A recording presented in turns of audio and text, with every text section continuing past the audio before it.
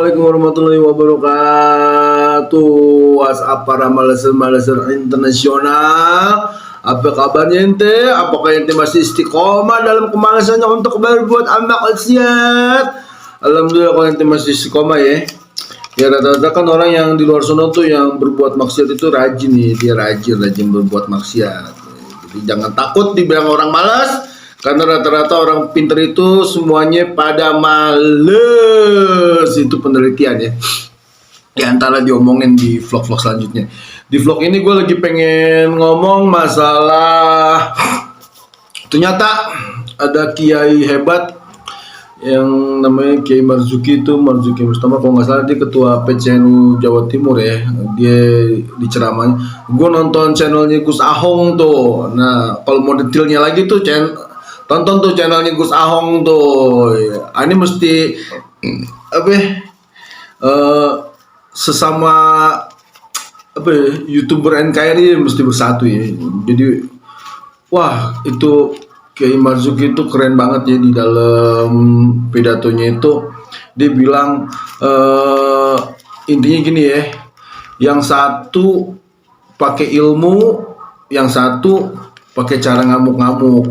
Terus dia membranding bahwa pakai mukodam itu naik langit 70 kali Rasulullah aja cuma sekali. Terus dia juga cerita begini ya, emang kalau barang jelek itu harus di branding yang bagus biar laku. Kalau barang busuk, kalau nggak di branding ya nggak laku. Tapi tetap aja yang namanya barang jelek ya barang jelek. Ujung-ujungnya juga nanti bakalan ketahuan juga gitu. Gue excited banget ya. Wah gila, ternyata emang kiai-kiai Indonesia tuh, wah ilmunya tuh rata-rata nyundul langit ya. Ilmunya tuh nyundul langit. Jadi nggak semua kiai NU tuh pro semua nih sama Ba'alawi ini gitu loh. Jadi sekarang ini kan dengan berjalannya waktu makin lama akhirnya makin ketahuan borok-boroknya dia tuh semua. Sekarang gue udah nonton dia udah males deh gitu. Terus dia sekarang gini, kita sebagai cucu Nabi ini diwakili beberapa, satu diwakili darahnya, terus diwakili akhlaknya, diwakili karomahnya, diwakili cobaannya juga. Sekarang kita ini lagi dicoba. Siapa yang nyoba lu? Siapa yang mau nyobain lu? Emang lu pecel lele dicobain? Ya kagak lah.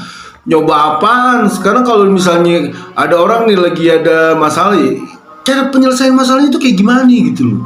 Sekarang nih ada tesis. Jadi nggak usah menggiring opini bahwa wah zaman dulu aja tuh cucu-cucunya Nabi itu pada dibunuh-bunuh. Lain lah, beda ceritanya gitu loh. Zaman dulu itu perebutan kekuasaan. Orang yang udah diidentifikasi sebagai keturunan Rasulullah itu dibantai karena dia tuh takut bahwa apa nih, kekuasaan ini nih bakal diambil sama keturunannya Rasulullah. Karena keturunannya Rasulullah itu pantasnya itu jadi raja, bukan jadi politikus gitu loh ceritanya menurut gue. Rata-rata tuh keturunan Rasulullah tuh jadi raja semua. Semua raja-raja yang ada di Indonesia tuh pasti terpapar darahnya Rasulullah. Nggak usah raja-raja yang di Indonesia, raja-raja internasional deh kayak Ratu Elizabeth, kayak siapa, semuanya kan terpapar sama darahnya Rasulullah.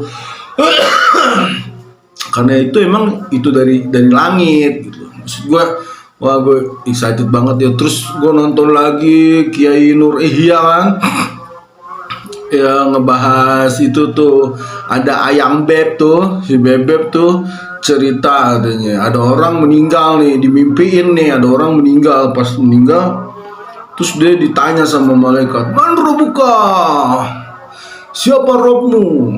Terus dia ngomong Habib titik. Gue gak mau nyebutin lah, takut salah gue. Soalnya suka lupa gue kalau mau nyebutin namanya. Habib ini gitu. Mana Biyuka? Habib ini. Mana ini? Habib ini. Oh, jadi ente tuh kayak begitu aja. Kalau misalnya ntar ini gini saking cintanya dia itu sama keturunannya Nabi, akhirnya ruhnya Habib itu datang untuk menyelamatkan dia. Terus ruhnya Habib itu ngomong sama malaikat Munkar Nakir, dia itu anak buah gue. Udah lu jangan ngapa-ngapain. Selesai beres. Gila ya. Wah, terus sampai kayak Nuria tuh ngomong begini, ini orang gila banget nih, ngebohong aja terlatih banget nih. Berarti dia ini tuh diajarin cara ngebohong itu nggak mungkin sepasih itu lidahnya dalam berbicara ngebohong kalau dia tuh nggak latihan dulu. Ternyata orang-orang kayak begini nih latihannya lama banget nih, akhirnya dia bisa sepasih itu ngebohong aja sepasih itu, dan omongannya itu bisa masuk ke alam bawah sadar orang-orang yang ngedengerinnya gitu loh. Nah, kalau misalnya orang itu nggak ada dasar ilmunya, orang itu nggak ada dasar, itu ngikut aja. Tapi gue yakin sih kalau orang-orang dulu takzim sama dia karena dia takzim sama keturunannya Rasulullah, pasti nanti juga masuk surga karena dia apa? Karena dia takzimnya sama anak keturunannya Rasulullah. Cuma sekarang mah udah nggak bisa. Terus ada lagi yang nanya sama gue, Bang,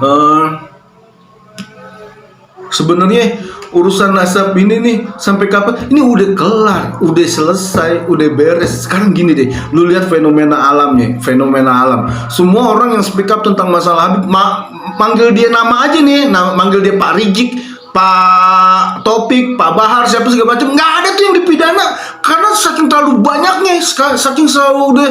Oh, ini ternyata nih orang Indonesia nih dulu dibohongin sama dia nih, sekarang pada ini semua. Nggak ada sekarang deh yang berani itu apa segala macam. Sampai kemarin tukang kelontong aja di penjara gara-gara one kader itu tuh pada rame kan orang Indonesia gitu. Sebenarnya udah beres. Dia tuh nggak bakalan bisa jualan lagi namanya dia. Bahwa wah ini gue punya karma, udah nggak bakalan bisa. Udah itu targetnya itu.